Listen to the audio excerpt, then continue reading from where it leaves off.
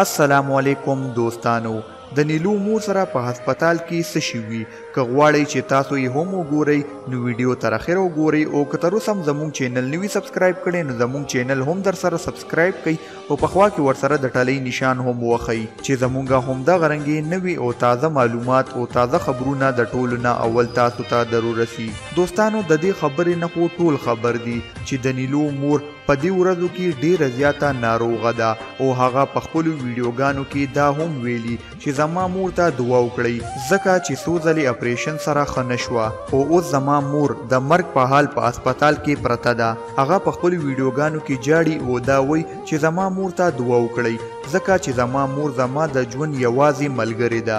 خو دوستانو د نیلو د نږدې خپلوانو دا معلومات وشول چې د نیلو مور په هسپتال کې خوب لیدلی و او په خوب کې ورته یو ښه سړي وویل چې دا کوم تکلیف چې پتا باندې دی نو دا ستا د لور د وجې دی چې هغه د حرامو پیسې ګټي او ته او هغه یې خورئ ځکه ستا په ژوند کې سکون نشته دی.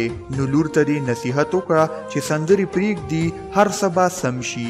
دا هم ویلی کېږي چې نیلو به نورې سندرې پرېږدي ځکه چې هغه وایي زما ژوند زما مور ده.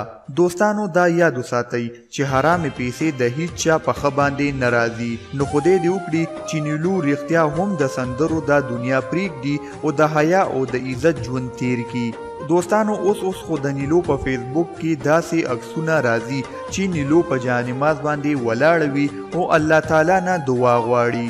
الله جل جلاله دې همداسې وکړي چې له دین سره یې مینه پیدا شي او سندرې د ټول عمر لپاره پرېږدي. تاسو هم د نیلو دپاره په کمنټ کې آمین ولیکئ ځکه چې کیدی شي ستاسو دعا د نیلو لپاره قبوله شي او هغه له دې خرابو کارونو ووړي. نو دوستانو دا وه زموږ نننۍ ویډیو. که ویډیو م خوښه شوي نو ویډیو لایک کئ او نورو ملګرو سره یې هم شیر کئ چې هغوی هم د دې معلوماتو نه خبر شي او د نیلو دپاره دعا وکړي چې هغه د دې غلط کار نه ووړي او ګانې پرېږدي ځکه چې په دې کې سکون نشته. راتلونکي ویډیو پورې په لوی الله سپارم د لوی خدای په امان.